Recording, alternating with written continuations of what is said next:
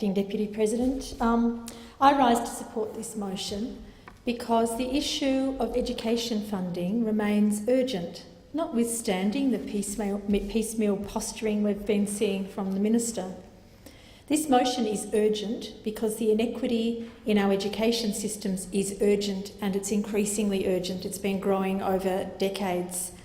And it's because the government has not honoured its pre-election commitment to reformed needs-based funding. Despite the risible attempts of the Education Minister to rewrite history and now to reassure everyone that everything is fixed, trying to say that it doesn't matter where you start, it's where you end up that counts, it's important to actually look at where we have ended up after this circus that we've seen over the last essentially year, but particularly over the last week. And what is clear is that there is no national schools funding model in Australia being delivered by this government. What we do see is that schools in 5 of the states and territories will still be funded very differently to those in the other 3. We do not have a national system. As the President of the New South Wales Teachers Federation has said this week, the Abbott government has effectively and actually responded to a political problem, a problem of their own making, but not the problems of our funding system that have been screaming out for leadership and a truly national interest approach, what we should be expecting our national government to be attending to. As he noted, the only thing the government has been consistent about is its opposition to a fairer funding model right from day one. And that's because Minister Pyne has never acknowledged the truth at the heart of the Gonski review of funding of schooling. He has never admitted, and neither has the Prime Minister, that there is disadvantage in our schooling systems. There is overwhelming evidence of disadvantage. And so we know that with Indigenous students, for instance, under the existing education scheme, the educational outcomes of Indigenous children in Australia are scandalous. They've fallen 2 years behind those of non-Indigenous kids. We know that only 45% of 20 to 24-year-old Indigenous people in Australia had a Year 12 or equivalent qualification in 2008, compared with 85% of the non-Indigenous population. So clearly there is an overwhelming effect of disadvantage on the school achievement rates of young Australians. Minister Pyne has never admitted that the socio-economic status funding model, which preceded the Gonski reforms and resulted in millions and millions of dollars in funding increases for the wealthiest private schools, was flawed. Indeed, it was Prime Minister Howard who introduced that scheme, and it has been Minister Pyne has been persistent in trying to extol the virtues of that scheme despite the evidence and despite the very widely held view from commentators throughout Australia that that is a flawed scheme which actually entrenched privilege. And that was because that funding was never given to government schools. It was Commonwealth funding to the schools in the private system.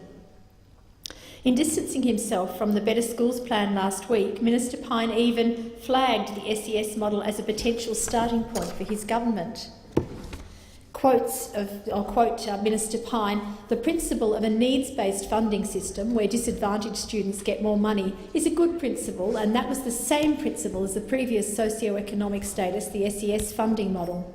It was called socio-economic status because funding got to where it was most needed." We know that that assertion is wrong on so many levels, and yet he insists on continuing to make it.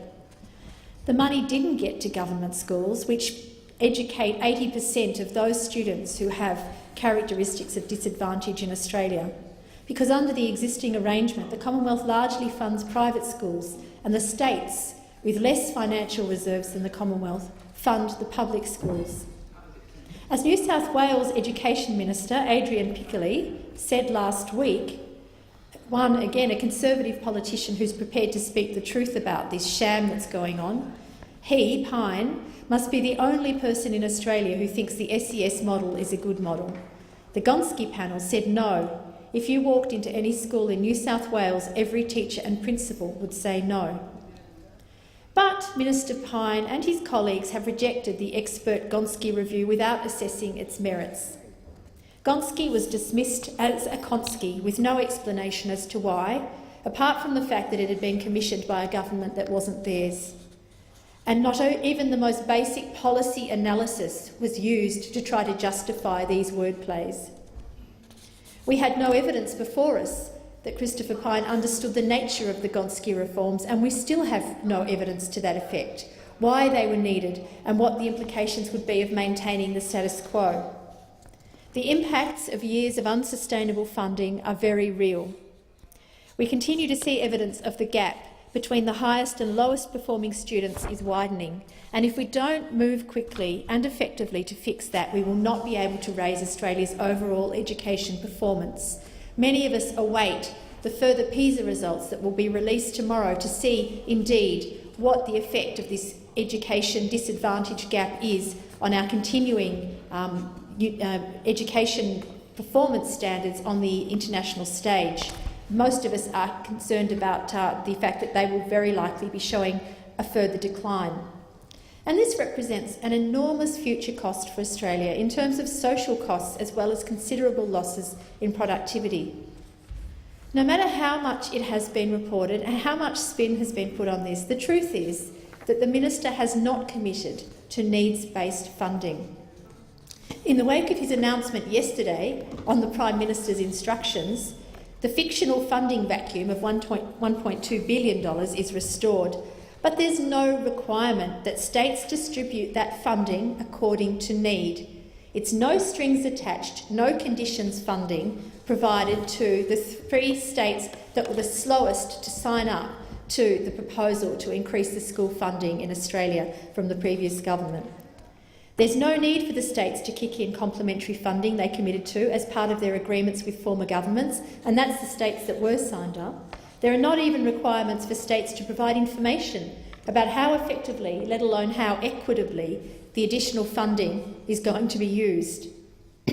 And for the states which never signed an agreement, there's nothing stopping them cutting their own school funding to offset what the Minister announced yesterday. They have, of course, the Prime Minister's advice that to do so would be poor form, but that's hardly compelling given the shattered credibility that this Minister has himself. In fact, we've been seeing, I think, world's best practice when it comes to poor form in the backflips and in the obfuscation and the duplicity that we've been seeing, particularly over the last week, especially when we have the Minister and the Prime Minister trying to shift the blame from their own ducking and weaving to the public and the media, suggesting that we just haven't been smart enough to be able to understand what they've been saying or rather not been saying. What is truly poor form is the constant politicking of this government when it comes to the future of Australian children. The Coalition pledged before the election to what it called a unity ticket on education funding, but then, since then, it has walked away from that, clarifying that all it can offer is a unity ticket on the overall amount of money, but we can't be sure how that money will be spent.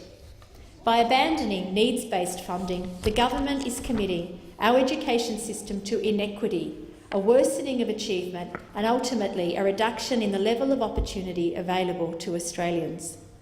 As long-term advocates of universal access to high-quality education everywhere for every child, the Australian Greens welcomed the Gonski review of funding for schools. We supported the Better Schools plan on the basis that its accountability mechanisms and other key elements that the view recommended could be implemented more robustly.